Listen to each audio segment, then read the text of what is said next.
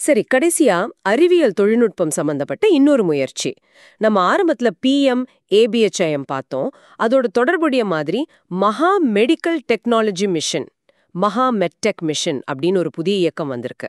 அனுசந்தன் தேசிய ஆராய்ச்சி அறக்கட்டளை, ஐசிஎம்ஆர், கேட்ஸ் ஃபவுண்டேஷன் இவங்கெல்லாம் சேர்ந்து ஆரம்பிச்சிருக்காங்க. இது எப்படி நம்ம ஹெல்த் செக்டாருக்கு உதவும்? இது ரொம்ப முக்கியமான ஒரு முயற்சி. எம்மஹான்னா உயர்தாக்க பகுதிகளில் முன்னேற்றத்திற்கான இயக்கம், mission for advancement in high impact areas. இதுல மெடிக்கல் டெக்னாலஜிக்கு முக்கியத்துவம் கொடுக்கறாங்க.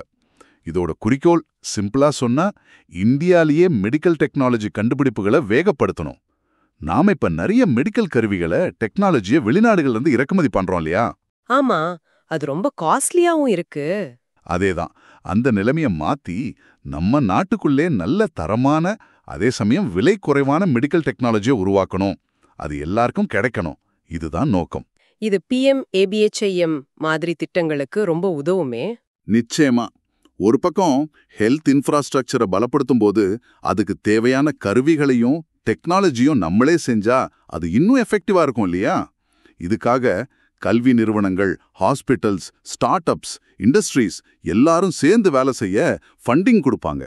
ஒரு ப்ராஜெக்ட்டுக்கு 5 கோடியிலிருந்து 25 கோடி வரைக்கும், சில சமயம் 50 கோடி வரைக்கும் கூட ஸ்டெப் பை ஸ்டெப்பா நிதி கிடைக்கும்.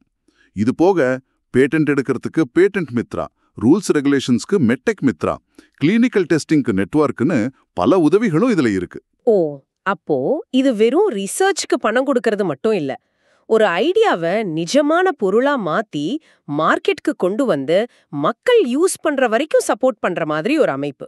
சரியா சொன்னீங்க. இது வெறும் லேப் ரிப்போர்ட்டோட நிக்காம அந்த கண்டுபிடிப்பை ஒரு ப்ராடக்டா மாத்தி அதை கமர்ஷியலைஸ் பண்றதுக்கு முக்கியத்துவம் கொடுக்குது.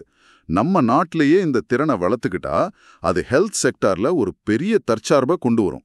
விலை குறையும், குவாலிட்டி அதிகமாகும், புது புது இன்னோவேஷன்ஸ் வரும். இது அடுத்த 5 வருஷத்துக்கான திட்டம். இதோட ரிசல்ட்ஸ் எப்படி இருக்குன்னு பார்க்கணும். நிச்சயமா இது ஒரு நம்பிக்கை கொடுக்கிற முயற்சி தான்.